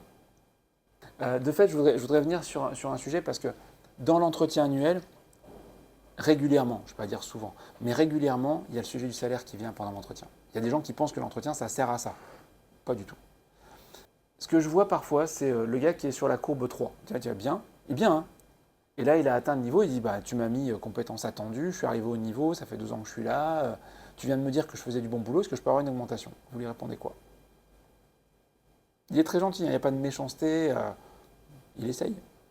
Tu fais venir un carreleur chez toi pour refaire la salle de bain. Et le mec, il te fait une salle de bain, nickel. Tu as fait un devis, tu as validé le devis, il te fait un boulot top, et il dit, t'as vu, c'est bien, ah ouais, franchement c'est top, hein. C'est très bien, j'ai bien fait de suivre tes conseils, etc. Tu peux me payer plus cher? Tu réponds quoi? Ah non, en fait, il fait ce qu'on lui a demandé pour le salaire qu'on lui donne, quoi. On ne paye pas les gens pour qu'ils soient présents, on paye les gens pour qu'ils fassent un bon travail. On paye les gens pour qu'ils fassent un bon travail. Quand les gens te disent, t'as vu, je fais du bon travail, ben ouais, je suis très content de toi, c'est un vrai plaisir, merci. Je peux avoir une augmentation? Ben pourquoi? C'est con, hein, mais j'aime bien qu'on en parle un peu juste pour être conscient de ça. Parce que quand tu dis, écoute, je vais quand même demander, je vais voir avec la RH, tu perds en crédibilité. Tu envoies un message qui est déjà de dire, c'est pas moi. Et tu te défausses. Donc tu perds en crédibilité. Je préfère que tu aies une discussion pour dire, mais attends, je ne vais même pas aller en parler à la RH. Pourquoi j'en parlerai à la RH? Bon, allez, s'il te plaît, essaye. Mais il n'y a pas de raison, en fait. Tu fais du bon travail, on va le noter, je vais défendre ça. Et je veux dire, il faut qu'on continue à le garder, ce gars. Parce que plus tard, plus grand, il pourra faire des choses. Mais tu fais juste ton travail, mon gars. Tu fais juste ton travail. Et reprends l'exemple que je viens de donner. Est-ce que tu donnerais plus cher à un carreleur, à un électricien qui fait bien son travail? Bah non.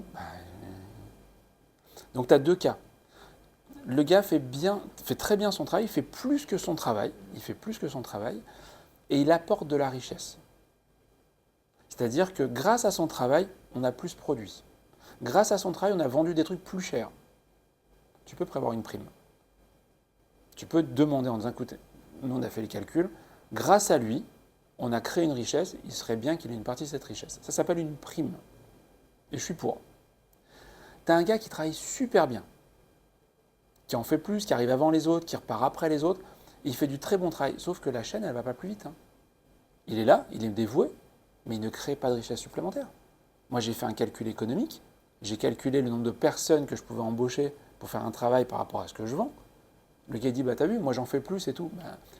Même carreleur que lui. Le carreleur, il vient de voir, tu travailles avec lui, il est super top, et tu t'aperçois qu'il est à peu près 1,5 fois plus cher que les autres. Je dis, pourquoi vous êtes plus cher? Parce qu'en fait, j'ai un diplôme de dentiste aussi. Et je peux faire dentiste. Et tu vas le payer plus cher. Tu vas dire, c'est pas mal, ça m'intéresse pas. Donc celui qui en fait plus, est-ce que c'est parce qu'on lui a demandé? Et dans ce cas-là, il est en train de faire son job. Est-ce que le job est mal payé? Ça, c'est un autre sujet. Je peux le discuter, hein, qu'il y a un décalage entre la fiche de poste que tu peux trouver ailleurs et ce qui est payé ici, et que de fait, tu dis, putain, on va avoir du mal à garder les gens parce que dans les autres boîtes, pour ce même job, ils sont plus payés. C'est une vraie discussion. Mais juste le gars qui te dit, t'as vu, j'arrive avant tout le monde, je pars après tout le monde, je suis volontaire, je fais des heures sup. On t'a rien demandé, mec. Puis en plus, je passe le balai, et puis de temps en temps, je fais les pare-brises des voitures sur le parking. Et je voudrais bien être payé pour ça, mais on ne te l'a pas demandé. Création de richesse, discutable. Et si tu veux une augmentation de salaire, c'est que probablement, tu prends un poste, une responsabilité, qui fait que tu participes à la création de richesse de manière récurrente. Tu as fait une opération qui fait qu'on a gagné un peu d'argent, tu as une prime, c'est un one-shot. Maintenant, tu t'es engagé à faire ça toutes les semaines et à encadrer mieux les 3 apprentis qui font que toutes les semaines, grâce à toi, on fait 10, 20, 15, 30% de plus de chiffres. Ok, alors là, tu as une augmentation. Mais parce que tu t'engages à tenir ce rythme-là tout le temps. Tu as pris une responsabilité différente généralement. Voilà. J'insiste là-dessus parce qu'encore une fois, vous allez avoir des discussions de gens qui disent « Et si je veux une prime, et si je veux une augmentation ?» Ben, donne-moi des arguments. Pourquoi? Donne-moi des arguments. Parce que je suis là depuis 5 ans. Un truc qui marche bien, t'as un gamin? Oui. Tu lui donnes de l'argent de poche? Oui. Quand ton gamin il vient te voir et qu'il te dit j'ai 5 euros d'argent de poche par semaine, tu comprends avec la guerre en Ukraine, est-ce que ça pourrait 7 euros par semaine? Tu lui réponds quoi? Tu as 90% de chance. Alors, tu as 20% de chance qu'ils disent je lui réponds non, point. Et tu as 80% de chance qu'ils te disent je suis prêt à te donner plus, mais qu'est-ce que tu fais en plus pour ça? Ça vous parle, ça résonne. Écoute, pour 5 euros, je lui donne 5 euros par semaine, mais il vide le lave-vaisselle et il passe le balai dans le couloir toutes les semaines. Il veut 7 euros, je vais dealer un truc pour qu'une fois par mois, il tourne le gazon. Et là, dans ce cas, je suis d'accord. Il a fait quelque chose en plus. Qu'est-ce que tu fais en plus pour avoir ton augmentation, mec? Et là, ça va être frustrant, mais je pense qu'il faut expliquer ça. Parce que c'est bien mieux que de dire je vais remonter l'info qui fait croire à l'autre qu'il y a un petit espoir pour qu'ensuite les RH redescendent pour dire écoute, t'as pas de raison. Oui, mais mon chef, il m'a dit qu'il allait défendre mon idée, qu'il n'était pas contre. Donc tu sabordes le travail de Sabrina derrière qui dit putain, je fais quoi avec ça, moi? Vous donnez les explications, vous donnez tout ça, la personne dit ouais, mais bon, moi je veux quand même. Qu'est-ce que tu as comme argument? J'en ai pas. Il en a, tu peux défendre. Il en a pas, tu dis va voir Sabrina. Mais pas moi je défends pas. Vous voyez la cohérence? Qu'est-ce que vous en pensez? Il faut pouvoir expliquer. Tu ne peux pas juste dire non, tu ne peux pas juste dire oui, il faut juste expliquer. Et souvent, on n'a pas expliqué assez avant. Quoi. Ligne par ligne, qu'est-ce que tu as mis et pourquoi? A, B, C, D. On est d'accord, on passe au point suivant. On n'est pas d'accord, on s'explique pourquoi. Et on se met d'accord sur quelque chose. On ne met pas un qui met B, l'autre qui met C. On ne met pas une croix entre les deux. On ne met pas un truc où je dis laisse tomber. Non, c'est l'occasion de discuter de chacun des points. Et on se met d'accord sur un truc au final. Il a mis B. Il m'a dit voilà, moi je me suis mis B parce que ça et ça. Je ne suis pas d'accord avec lui, je lui explique. Derrière, il a compris. Et tu décides de dire j'ai laissé B. On a eu la discussion. Je pense qu'il a compris un truc qu'il n'avait pas compris. Il a fait preuve de bonne foi. Je laisse B.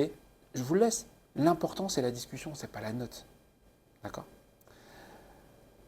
Si sur les responsabilités, il n'est pas à la hauteur, c'est que probablement sur les compétences, il manque des éléments. Ça va être lié. Donc sur les compétences, comme j'ai parlé des responsabilités où il n'est pas à la hauteur, quand on va lui dire oui mais sur la commande numérique, t'en es où? Il dit, je vais plutôt mettre C, c'est pour ça qu'on l'a vu avant, je n'ai pas la qualité qu'il faut parce que je n'ai pas une bonne maîtrise du tableau numérique. Ok, pas de surprise, pas de jugement, pas de surprise, on met juste une photo de la situation. Pourquoi? Parce qu'à la fin, je vais avoir beaucoup de B, normalement, quelques A, on est d'accord pour dire que le gars il maîtrise et puis il est au-dessus du sujet, et puis je vais avoir 1, 2, 3, C ou D, où on reconnaît qu'il est en dessous, en retard par rapport à ce qu'on attend. Rien de grave, rien de dramatique. Mais là, le plus gros effet. Pourquoi? En dessous, je vais mettre atout du collaborateur. Les atouts du collaborateur, c'est les A et les B. Surtout les A, bien sûr. Les A et les B. Axe de progrès, c'est les C et les D. Ils sont sortis tout seuls. Puisqu'on est d'accord pour dire que là-dessus, il faut travailler, quand ensuite on va dire objectif, l'objectif, c'est de rattraper les C et les D. Parce que je ne peux pas espérer qu'il fasse le résultat que j'attends, maintenant que je sais qu'il lui manque des choses pour faire ce résultat. Donc, volontairement, il n'y en a que 3. Volontairement, il n'y en a que 3 parce que de toute façon, tu ne peux pas en traiter plus que 3.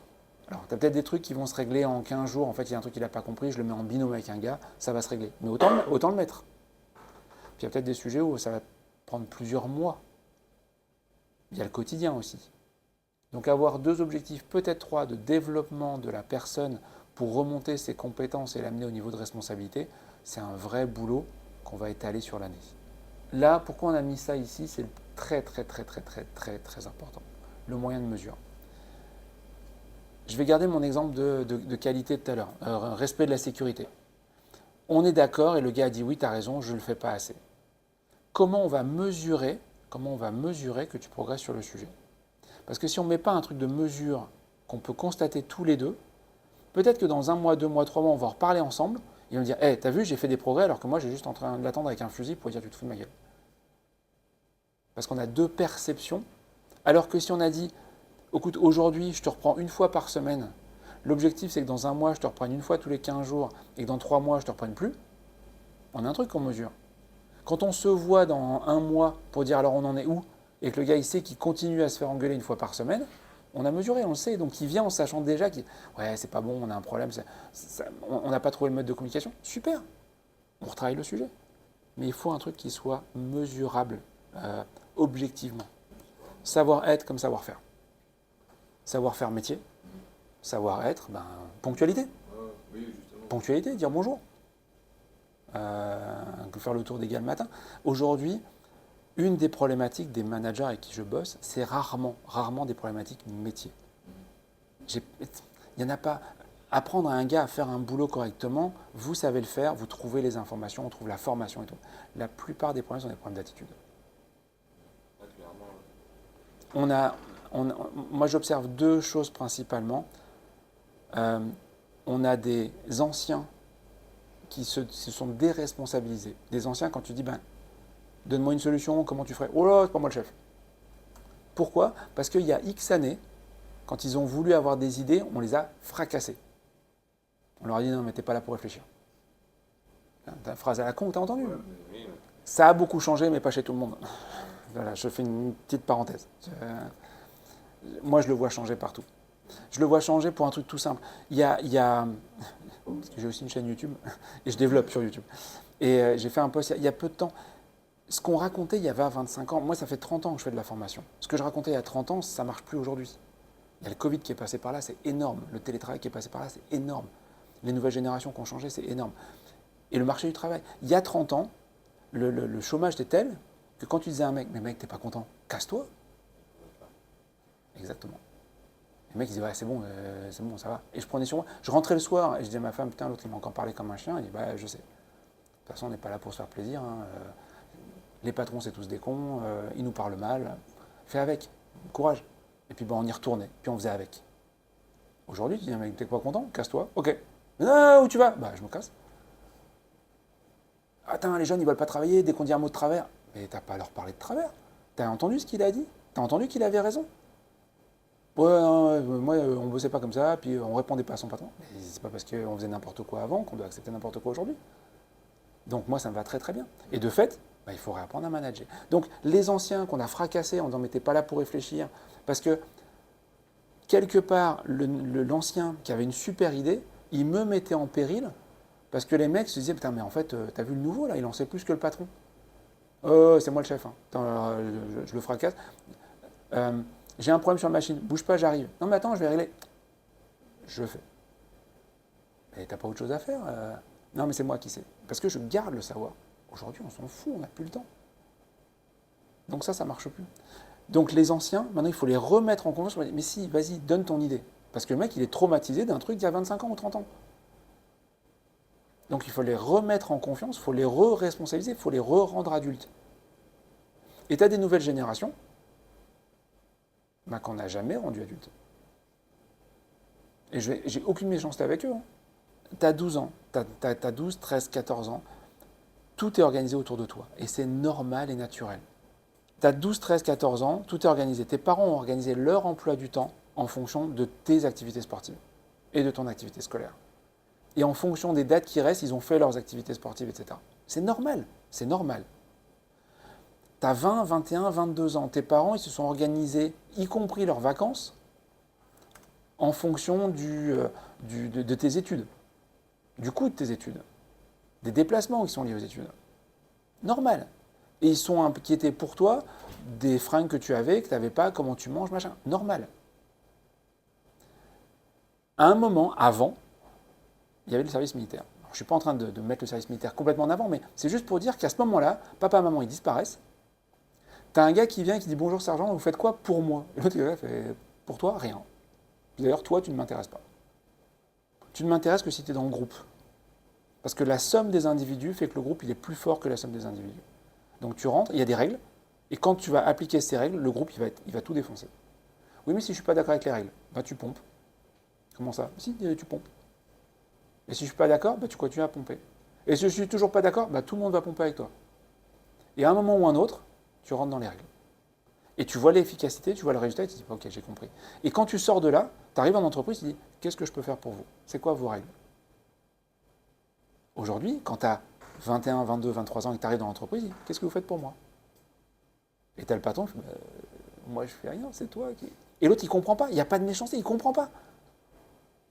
Et toi, tu te retrouves aux premières loges à devoir lui apprendre à prendre ses responsabilités.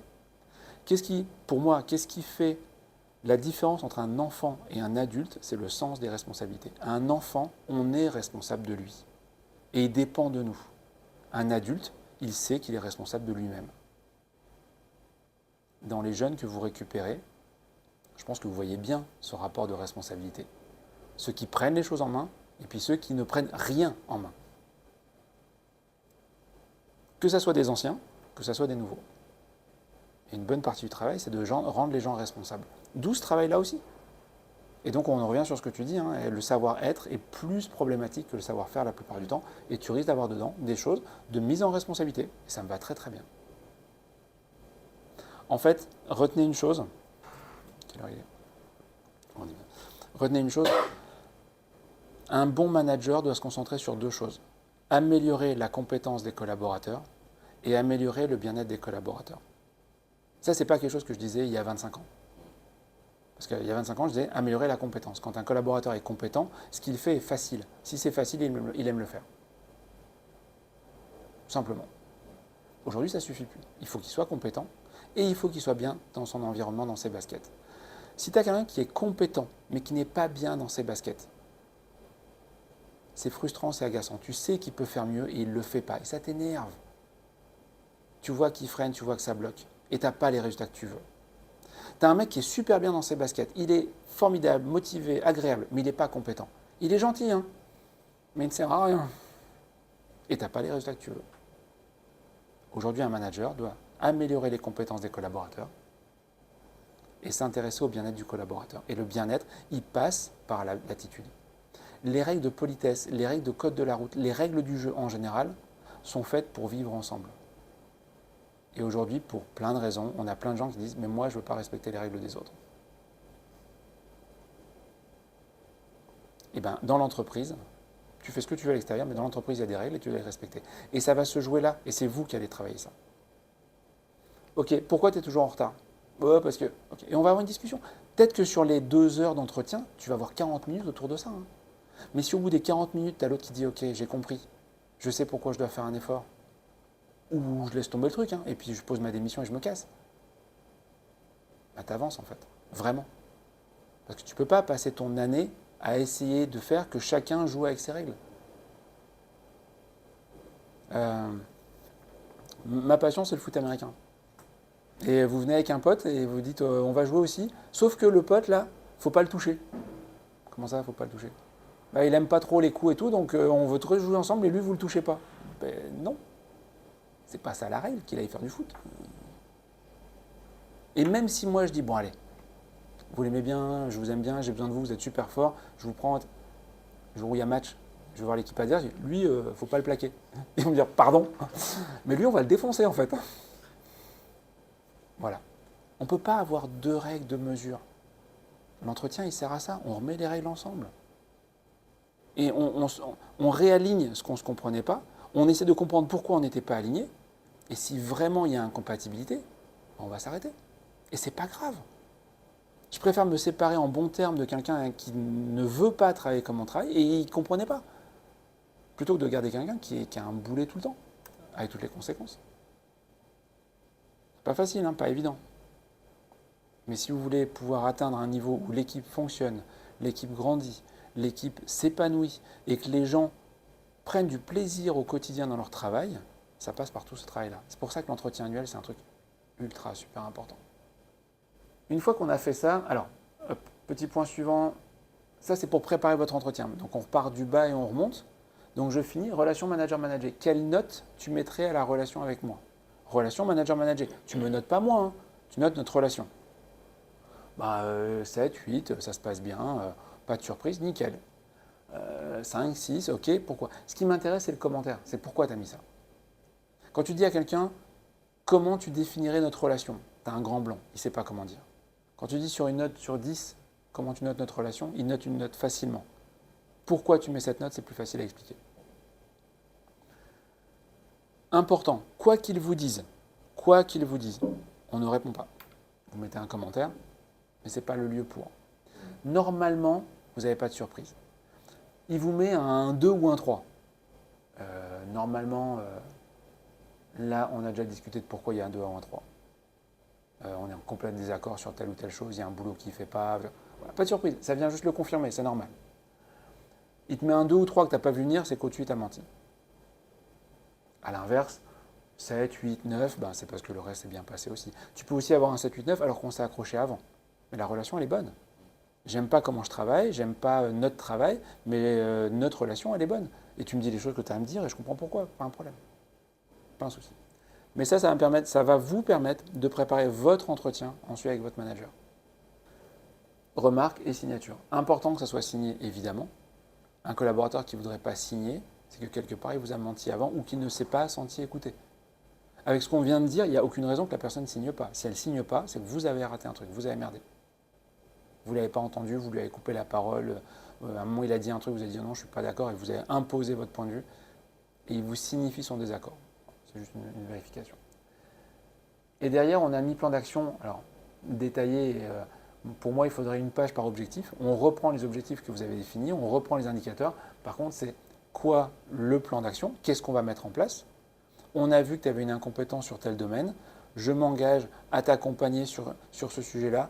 À chaque fois qu'il y a telle machine qui se met en panne, et on sait qu'elle se met en panne tous les 15 jours, donc il y a juste à attendre, je t'accompagne, je fais ci, tu as une lecture avant. On s'est fait un plan pour compenser la compétence manquante.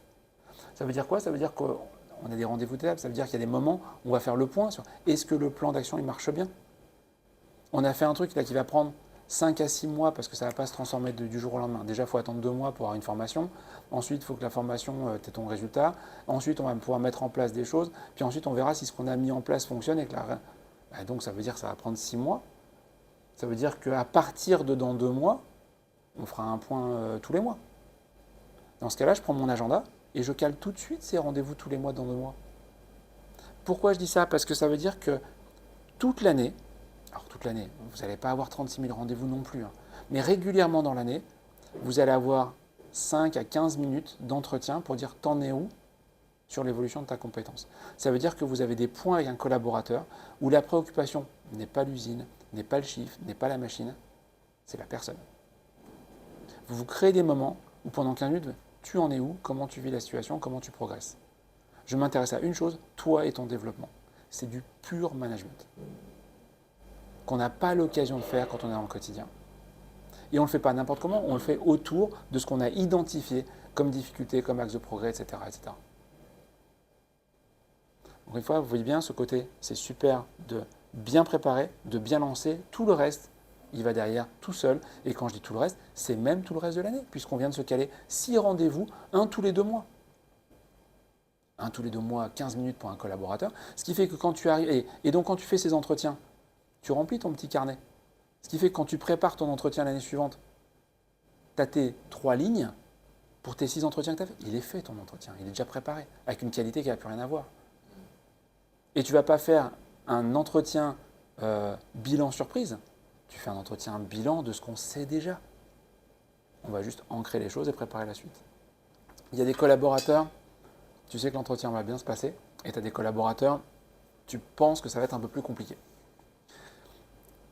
Avec les collaborateurs où tu penses que ça va être un peu compliqué, demande-toi comment tu vas préparer l'entretien et quelles sont les questions que tu vas poser aux collaborateurs avec qui ça va bien se passer. Parce que tu vas te rendre compte que comme tu es biaisé, tu vas avoir tendance à poser des questions pièges, entre guillemets, ou tu vas poser des questions que tu ne poserais pas à l'autre, ou tu ne vas pas poser des questions que tu poseras à ton pote, parce que tu as cet a priori. Et ça marche dans l'autre sens. Quand tu as un gars avec qui tu dis ouais, ça va être cool avec lui, ouais, bah, tu vas mal préparer l'entretien. Parce que celui avec qui tu es tendu, tu le prépares l'entretien. Mais de fait, tu bâcles celui de ton pote. Donc, il ne faut pas hésiter à dire maintenant, si je faisais l'entretien avec Marcel au lieu de le faire avec Kevin, ah ouais, non, mais ça, je le ferai en plus et ça, je le ferai pas. Eh bien, tu rajoutes pour les deux. Avoir la même chose. Et tu vas avoir la même attitude, le même fonctionnement avec les deux. Et là, tu auras moins de surprises. Parce que quand tu ne fais pas ça, en fait, je te vois débarquer, je te vois rentrer dans la salle pour mon entretien, Tu as un casque, une épaulière, un bouclier. Tu dis, ah, ok, d'accord, c'est bon. Moi aussi, je me mets en mode défense et c'est foutu, quoi. Si par contre, tu t'es dit, avec mon pote, je serais venu avec des gâteaux. Non, mais avec Marcel, je vais pas venir avec des gâteaux. Ben pourquoi? Alors, soit tu en prends pas pour Kevin, soit tu en prends pour les deux. Si tu viens avec des gâteaux à Marcel, il dit, oh, putain, t'es pas venu avec un casque? Non, avec des gâteaux. Eh ben Marseille est différent et ton entretien sera différent. Donc attention à ça. C'est pour ça que je dis, l'étape d'après, préparez vos entretiens. N'hésitez pas à demander 20, 30 minutes ou même une heure avec moi pour dire j'ai préparé tel ou tel entretien, j'ai un doute, j'ai une question. On regarde. Vous allez voir Dorothée, je suis là toutes les semaines et c'est ça l'intérêt. Ça, c'est la théorie. Préparez les choses, puis venez me voir pour ça, quoi. Donc ça, c'est ce que vous allez donner à votre collaborateur en même temps que vous lui donnez le support. Le support et la fiche de poste. Ça, c'est ce que je vous invite à lire avec lui quand vous allez lui donner.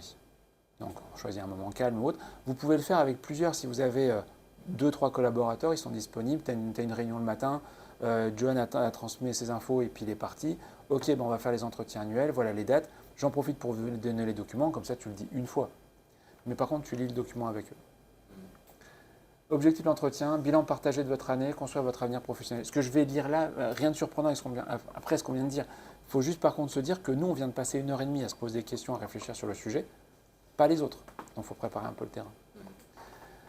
C'est une occasion de partager vos réussites, vos difficultés, clarifier les attentes des uns et des autres, vos attentes, mes attentes, identifier les axes de progression, de motivation, les besoins, que ce soit en formation, en accompagnement, en évolution, et éventuellement faire évoluer la fiche de poste pour voir les décalages dont on a parlé entre ce qu'on fait vraiment et puis quels sont les nouveaux besoins. Pourquoi c'est important de s'y préparer? C'est votre moment. C'est à vous de le préparer parce que vous le préparez mieux que moi. Un entretien bien préparé, c'est prendre du recul. Donc, il y a la situation d'aujourd'hui, mais il y a l'année qui s'est écoulée. Vous serez plus à l'aise, plus précis, plus acteur pendant notre entretien, plutôt que de le subir. Comment on se prépare? Il y a des questions qu'on peut se poser. Qu'est-ce qui a bien marché? Qu'est-ce qui a été difficile? De quoi êtes-vous fier? Quels sont les faits qui en attestent? Ça, c'est pour aider les gens à structurer à préparer leurs réponses. Basez-vous sur votre fiche de poste pour voir éventuellement les écarts. C'est encore une fois les mieux placés et on leur donne le support. Qu'est-ce que vous souhaitez garder, faire évoluer, arrêter? Quelles sont vos envies de développement? Parce que tu peux avoir des gens tu disais, qui voudraient faire mieux, qui voudraient faire autre chose. Au moins savoir de quoi on parle. Est-ce que vous avez des idées? Moi, je trouve qu'on ne se base pas assez sur le point de vue des uns et des autres. Quand tu as un gars qui est 8 heures par jour sur une machine, ça devrait être le spécialiste national de cette machine, quoi. Mais voilà. Pourquoi c'est pas le cas? Tu es d'accord sur la théorie? Tu as un gars qui passe 8 heures par jour, tous les jours sur une machine, normalement, au bout de X mois, ça devrait être le spécialiste national de cette machine. Pourquoi on a des gars qui sont sur les machines et qui vont voir leur chef quand il y a un problème sur la machine? On retombe sur ce côté et on m'a déresponsabilisé totalement. Pour moi, c'est une conséquence. Quand je suis très énervé et que je me retrouve avec quelqu'un qui est très énervé et qui me dit de toute façon, à quoi tu me sers si quand moi j'ai un problème sur la machine, tu ne peux pas m'aider, je retourne. Je dis mais attends, si moi qui passe 10 fois moins de temps sur la machine que toi, je descends et je sais la régler, tu m'expliques à quoi tu me sers? Parce qu'autant que je prenne un stagiaire à qui je vais dire quoi faire, quand faire, comment faire, au moins il me coûtera moins cher. C'est ça la réalité. C'est ça, moi je veux que les gens redeviennent responsables. T'es le mec qui est sur la machine, c'est toi qui connais la machine. C'est comme si on avait un chef d'orchestre qui acceptait que les gars, certains trucs, ah ça je le joue pas, c'est trop compliqué. Ben après, bouge pas, j'arrive, je vais jouer. Alors, pas bien non. Tu joues de ton violon le morceau que je t'ai demandé, tu sais pas, ben tu dégages, puis je prends quelqu'un qui le fait. Pour moi, c'est remettre la responsabilité sur les gens. Je crois dans les gens. Et d'ailleurs, le jour où tu dis, non mais lui, de toute façon, on fera pas mieux, c'est le début de la fin. Pendant l'entretien, dites ce que vous avez à dire, partagez vos idées, posez des questions. Après l'entretien, vérifiez ce qui a été dit, qu'on soit bien d'accord. Demandez un point de suivi, parce que normalement, on a calé des dates, et donnez du sens à votre année à venir en vous reconnectant à vos motivations par rapport au sujet qu'on a vu ensemble, qui nous intéresse, qui ne nous intéresse pas. Le fait de le lire, vous voyez, ça c'est un résumé de tout ce qu'on a raconté. Je vais très vite dessus, parce qu'on vient de passer 1h30. Mais ça vous permettra d'échanger. Qu'est-ce que vous en pensez? Sur quoi vous êtes d'accord? Ouais, pourquoi tu dis ça? Mais les entretiens, c'est pas comme ça que ça se passe. Ou peut-être tout le monde dit, ok, très bien.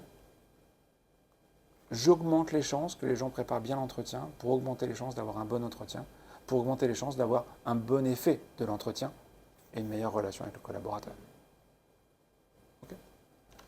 On ne se sent jamais assez écouté, assez entendu. Je fais pas beaucoup, mais je fais régulièrement des audits. Les gens me disent, ouais, si ton entretien il dure une demi-heure, c'est bon. J'ai des entretiens qui durent 2 heures. Moi. J'ai 5 questions que j'ai préparées, je pose la première et puis c'est fini. Enfin, voilà. Les gens ne sont pas assez écoutés. On est dans une société où on ne s'écoute pas. Donc là, vous créez un moment où vous allez écouter l'autre. Je vous garantis que ça va parler. Je vous garantis si c'est bien fait. Donc oui, ils sont plutôt dans l'attente. Je pense qu'ils ont des choses à dire, des inquiétudes, des questions. Vous allez avoir des choses. C'est très positif. Mais de fait, rebondissez pour creuser et pas amener une réponse rapidement. Plus vous allez amener une réponse rapidement, plus vous allez entretenir ce côté. Il y a le chef qui a les réponses et moi je viens poser mon problème sur la table. Et puis c'est à mon chef de le régler, quoi. Un truc, et après je vous laisse partir. On embauche les gens pour 2 raisons. Il n'y a que 2 raisons pour lesquelles on embauche les gens. Soit parce qu'on a un problème de temps, soit parce qu'on a un problème de compétences. C'est les 2 seuls cas. Je manque de temps, j'embauche quelqu'un qui n'y connaît rien et je lui explique comment il va faire un boulot que moi je fais. Et je vais arrêter de faire ce boulot, grâce à lui, j'ai gagné du temps. D'accord ? J'avais un problème de temps, je lui ai donné. J'ai un problème de compétences, je ne sais pas faire, ça me fait perdre du temps, je prends quelqu'un qui sait faire mieux que moi, je dis écoute, tiens, prends le problème, règle-le pour moi, et le mec s'en occupe. Et j'ai plus de problème. Ça veut dire quoi ? Ça veut dire qu'on embauche les gens pour régler nos problèmes. Quelle est la première erreur qu'on fait en management ? C'est de dire aux gens, si tu as un problème, viens me voir. On inverse le but même du jeu. Quand on dit à quelqu'un, écoute, je t'embauche, tu vas me sauver la vie. Tu vas me sauver la vie. Grâce à toi, je pourrai enfin faire les trucs que je n'avais pas le temps de faire. Tu es utile. Le mec, il sait qu'il a une responsabilité. Quand on lui dit, si tu as un problème, tu viens me voir, il a l'impression qu'il peut venir me voir pour un oui, pour un non, parce qu'il a mal aux pieds, mal à la tête, et ça redevient un problème. Je veux réinverser ça. Je veux pouvoir m'appuyer sur des gens qui sont compétents, qui sont responsables, qui sont motivés. Et de fait, on a une équipe qui fonctionne. Quand tu es capitaine d'une équipe, tu es entouré de joueurs qui jouent tous et qui font tous leur maximum. Si en plus ils sont compétents, on gagne. S'ils comptent tous sur le capitaine pour marquer tous les buts, on perd. Pas possible.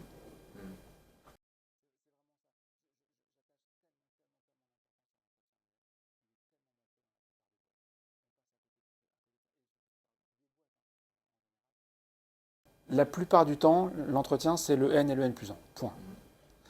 Dans les bouquins, j'ai vu des situations où ils disent, quelquefois, ça peut être bien d'avoir le N+1 et le N+2. La présence du N+2 peut être valorisante pour le collaborateur qui dit, putain, j'ai mon chef et le chef de mon chef. Mais ça peut être aussi dévalorisant en disant, attends, si mon chef, il y a son chef qui vient, c'est que son chef ne lui fait pas confiance. Ça peut le perturber en disant, putain, moi je m'entends bien avec lui, mais lui, je dis pas la même chose. Et donc l'entretien, on va la rater.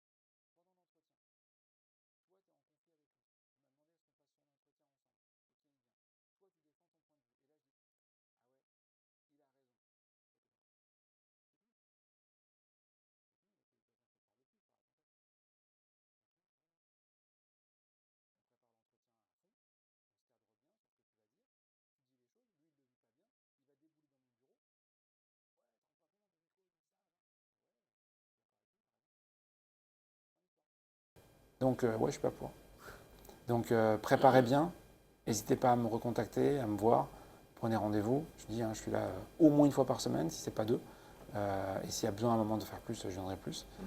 Préparez. Et s'il y a des questions, vous notez, on se prend 20-30 minutes et je vous donnerai des trucs et des astuces. Ça, c'est la théorie. Je voulais vous préparer sur la théorie, maintenant il faut passer à la pratique.